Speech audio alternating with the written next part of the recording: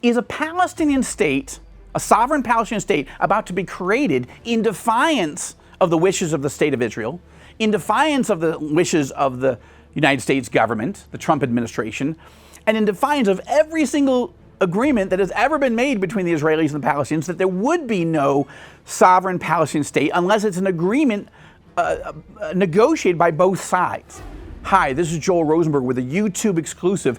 There is real concern tonight that, and that's why I want to talk about it on this Rosenberg Report YouTube exclusive, that the world is going to push for a full-blown Palestinian state that many countries are going to validate and affirm at the United Nations. Now, let me give you some context, okay? French President Emmanuel Macron has not been a friend of Israel, and he has called for a summit at the United Nations in New York City in the middle of June, between June 16th and the 20th.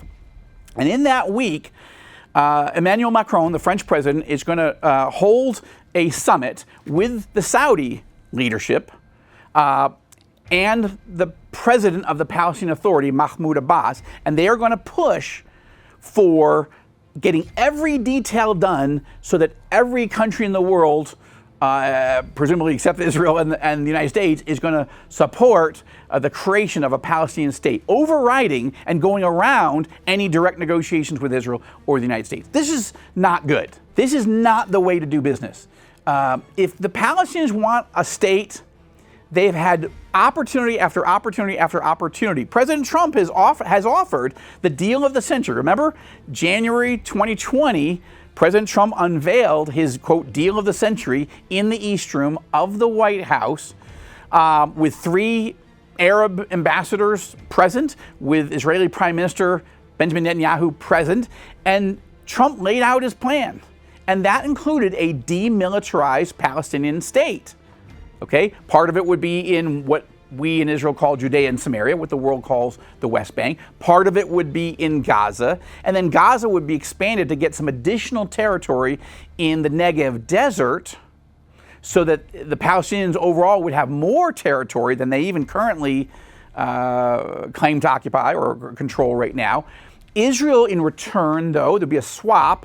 As the Palestinians got more land in the Negev desert to build their state, Israel would get about 40% of the territory of Judea and Samaria, where almost all of the Jewish Israeli settlements are currently located. Okay, this was the Trump plan. Now, before Trump, there was an offer by Netanyahu. Back in 2009, Prime Minister Netanyahu, who had been against the Palestinian state his whole life, gave a speech at Bar-Ilan University in Israel that he would be willing to support a Palestinian state as long as it was demilitarized. Okay, it can't become a base camp for terror the way Gaza became. Okay, so it has to be demilitarized. That's what Trump was offering in 2020, and that's why Netanyahu sort of reluctantly, but he gave Trump a bear hug and essentially said, okay, that I can accept. He didn't really want to accept it, but for the purpose of the relationship with Trump, he said he would. And because he also wanted to get these Israeli settlements and get so much of Judea and Samaria, okay? He also, Netanyahu, didn't believe that the Palestinians would ever say yes, and they didn't. Right? Palestinian President Mahmoud Abbas said no. He basically said heck no. He said it a little stronger than that. He said absolutely not. This is the backstabbing of the century. This is a terrible deal. It's dead on arrival. I'm never going to. So President Trump offers a Palestinian state. Netanyahu basically says yes. Didn't want to, but he basically said yes. And Abbas says no. That was 2020. You go back to 2009. Netanyahu said he would support a demilitarized Palestinian state. In 2008, then Israeli Prime Minister Ehud Olmert offered 93% of the West Bank, all of Gaza, and half of the old city of Jerusalem, including the Christian Quarter and the Temple Mount, to Palestinian President Mahmoud Abbas. That was going to be a sovereign Palestinian state. This was the most sweeping offer that had ever been made by an Israeli prime minister, super controversial in Israel, and Mahmoud Abbas said no.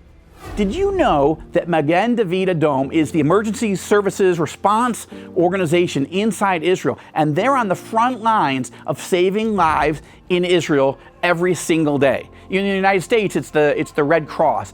In Israel, it's the Red Shield of David, Magen David Adom.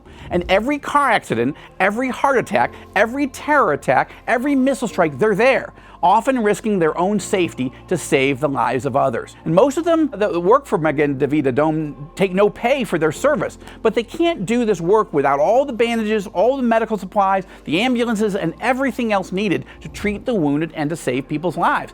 And those things are only provided by the generosity of people like you, evangelical Christians who love Israel and want to bless Israel.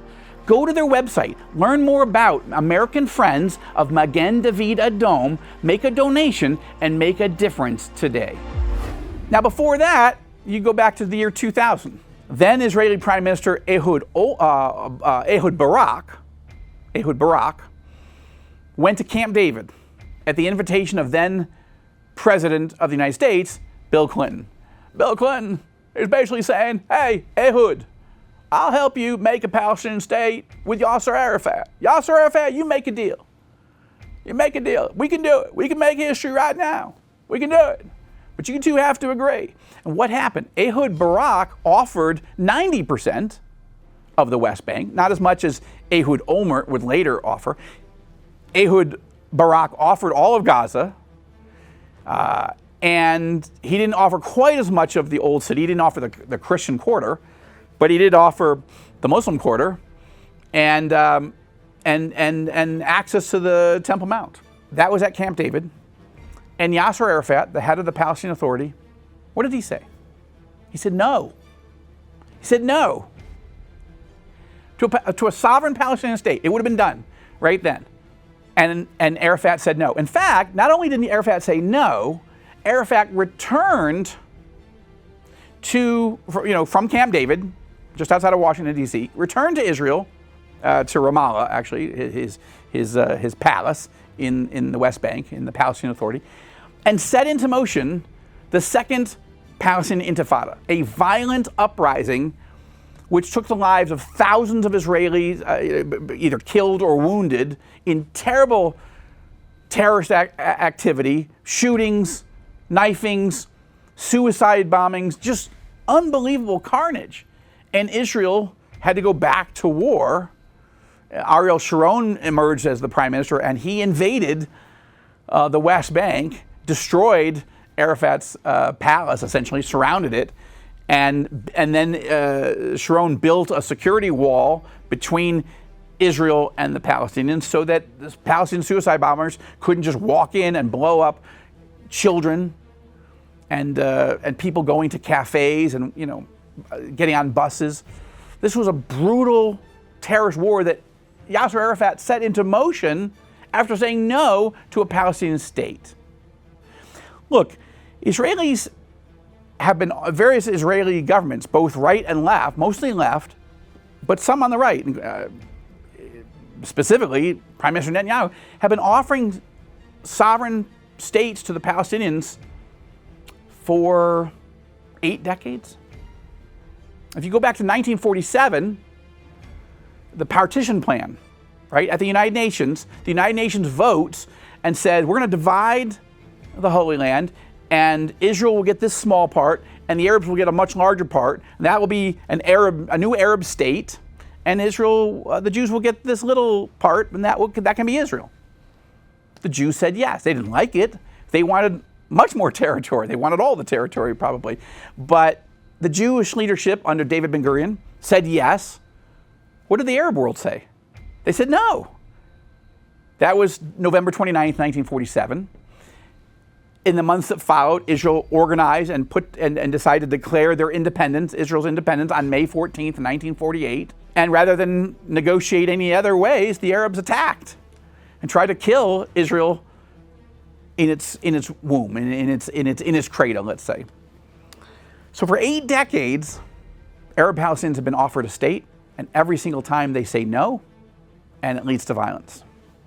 And yet, French President Emmanuel Macron is going to go to New York in a few days, and he's going to declare that it's time. It's time to clear the path and declare, the world should declare that they support the creation of a sovereign Palestinian state. And the Saudis are going to help. I'm disappointed with that. We'll talk about that more soon. But I'm trying to give you some context of what's coming. And Palestinian President Mahmoud Abbas is scheduled to be there to bask in this international glow as the world tries to create a Palestinian state unilaterally without a negotiated agreement with Israel, much less through the United States. Even though President Trump's deal of the century just 5 years ago offered the Palestinians a state that Mahmoud Abbas said no to. So this is what we're facing. And Lord willing, I'm going to go to New York, and I'm going to cover it. We're going to talk about it on the Rosenberg Report. But I'm asking you to pray, because here's the last point, and it's an important point. Do you know that the Bible rejects all efforts by all nations to divide the land of Israel? And it comes in the book of Joel, admittedly my favorite book of the Bible. Joel chapter 3, God says specifically, it's not the prophet Joel saying it, Joel's just writing it down.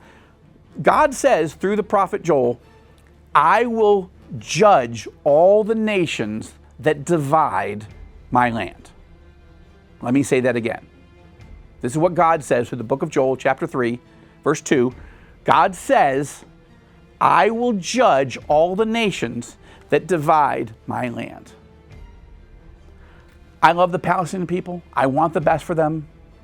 I love the French people. I love the Saudis. But I'm telling you, this is a mistake.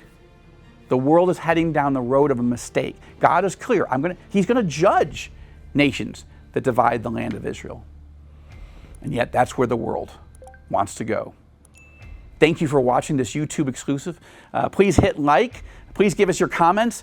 Please subscribe to our YouTube channel. And stay tuned for more YouTube exclusives on the Rosenberg Report.